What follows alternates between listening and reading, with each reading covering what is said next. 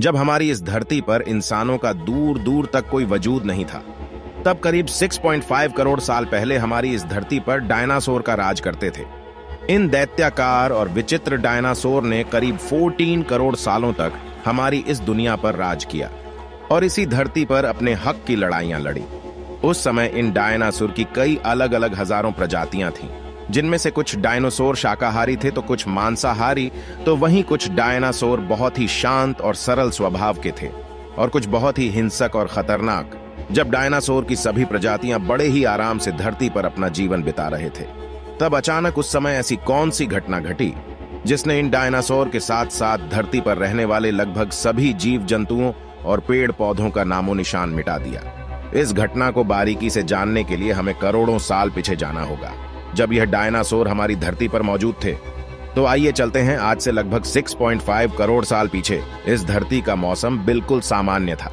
चारों ओर बड़े बड़े पेड़ों पर सूरज की रोशनी बिखरी हुई थी और उस शांत वातावरण में हर तरफ डायनासोर के चिंघाड़ने और चिल्लाने आवाजें आ रही थी। इस शांत और मनमोहक वातावरण में डायनासोर और दूसरे जीव जंतु अपना जीवन बड़े ही आराम बिता रहे थे। लेकिन इन डायनासोर को क्या पता था कि इनकी किस्मत 10 करोड़ साल पहले ही लिखी जा चुकी थी। 10 करोड़ साल पहले एक छोटा एस्ट्रॉयड का टुकड़ा सुदूर अंतरिक्ष से आ रहा था, जो पृथ्वी से लगभग 20 करोड़ मील दूर मंगल और बृहस्पति के बीच बने क्षुद्र ग्रह बेल्ट में घूम रहे इजिप्टा नाम के 40 किलोमीटर व्यास वाले एक बड़े एंड्रॉयड से जा टकराता है। इस टकराव के कारण उस बड़े एस्ट्रॉयड की दिशा बदल जाती है और 40 किलोमीटर के व्यास वाला वह एस्ट्रॉयड क्षुद्र ग्रह बेल्ट से निकलकर सीधे पृथ्वी की और 22,000 मील प्रति घंटे की रफ्तार से बढ़ने लगता है। जब यह एंड्रॉयड पृथ्वी से 384,000 किलोमीटर की दूरी पर था, तब शायद डायनासोर का अंत हमारी पृथ्वी से ना होता। यदि वह एंड्रॉयड पृथ्वी से ना टकराकर पृथ्वी के उपग्रह चांद से टकराता। लेकिन शायद नियति को कुछ और ही मंजूर था, इसलिए यह बड़ा एंड्रॉयड चांद से न टकराकर उसके बहुत नजदीक से गुजर गया। 40 किलोमीटर के व्यास वाला 2 ट्रिलियन मेट्रिक टन का यह एस्ट्रॉयड हर एक सेकंड के साथ धरती की ओर बढ़ रहा था और जैसे ही यह एस्ट्रॉयड पृथ्वी के वातावरण के संपर्क में आया, तो इसकी रफ्तार 70,000 किलोमीटर प्रति घंटा हो गई। पृथ्वी के वायुमंडल में घुसते ही घर्षण की वजह से यह एस्ट्रॉयड आग के गोले में तब्दील हो गया। यह धरती की ओर इतनी तेजी से बढ़ रहा था कि इसने सिर्फ 4 मिनट में अटलांटिक ओशियन को पार कर लिया। आग के गोले में तब्दील हो चुके इस एस्ट्रॉयड की चमक इतनी अधिक थी कि धरती पर मौजूद सभी जीव उस उल्का को देख नहीं पा रहे थे, लेकिन वह उसकी भयानक गर्मी को यह महसूस कर रहे थे। दोस्तों, अगर यह एस्ट्रॉयड जमीन से न टकराकर पानी में गिरता तो शायद डायनासोर का अंत न होता, लेकिन ऐसा नहीं हुआ और कुछ ही क्षण में यह एस्ट्रॉयड मैक्सिको की खाड़ी के पास जमीन से जा टकराता है।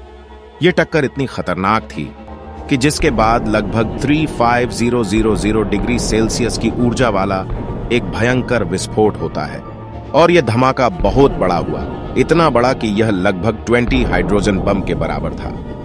यह विस्फोट इतना शक्तिशाली था कि इसके टकराते ही धरती पर मौजूद धूल, पत्थर और लाखों टन धातु अंतरिक्ष में चली गई और टकराव वाली जगह पर 180 किलोमीटर चौड़ा और 20 किलोमीटर गहरा गड्ढा बन गया।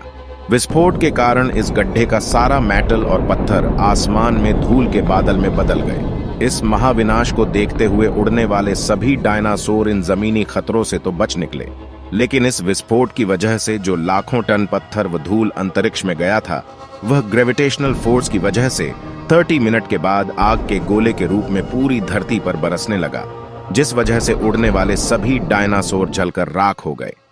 और दूसरी तरफ धूल का एक बहुत बड़ा तूफान हजारों किलोमीटर की रफ्तार से आ रहा था। यह धूल के बादल कई किलोमीटर मोटे थे, जिसके कारण धरती पर सूरज की रोशनी भी नहीं पहुंच पा रही थी। विस्फोट के लगभग 90 मिनट बाद पूरी धरती का तापमान 200 डिग्री सेल्सियस से भी ज्यादा गर्म हो गया। इस वजह से पेड़ पौधों की लगभग सारी आबादी जलकर खाक हो गई और जो डायनासोर विस्फोट के इलाके से बहुत दूर थे, वो भी इस भयानक गर्मी से नहीं बच पाए। इस महाप्रलय से धरती की करीब 90% प्रजातियां खत्म हो गई थीं और जो 10% जीव धरती पर बच गए थे, उनमें से सिर्फ वही जीव जिंदा रह सके जो आकार में बहुत छोटे थे और जमीन के अंदर बिल बनाकर रहते थे। इस महाप्रलय में लगभग सभी पेड़ पौधों जलकर राख हो गए थे, जिसके कारण यहाँ जो बड़े और विशालकाय जीव जीवित बच गए थे, उन्हें भरपूर मात्रा में खाना पीना ना मिलने की वजह से भुखमरी के कारण वह बड़े जानवर ज्यादा दिन तक ना जीवित रह सके। लेकिन यह महाविनाश और डायनासोर का अंत किसी अन्य जीव की एक छोटी प्रजाति के लिए सुनहरा था, और वह थे मैमल्स। मैमल्स बहुत ही छोटे स्तनधारी जानवर थे जो इस महाप्रलय में बच गए थे। और कैसे डायनासोर के अंत के बाद इंसानों का जन्म हुआ। दोस्तों, उम्मीद करता हूं कि आपको हमारी यह जानकारी और पोस्ट पसंद आई होगी। अगर पसंद आई है तो इसे अपने दोस्तों के साथ जरूर साझा करें। धन्यवाद।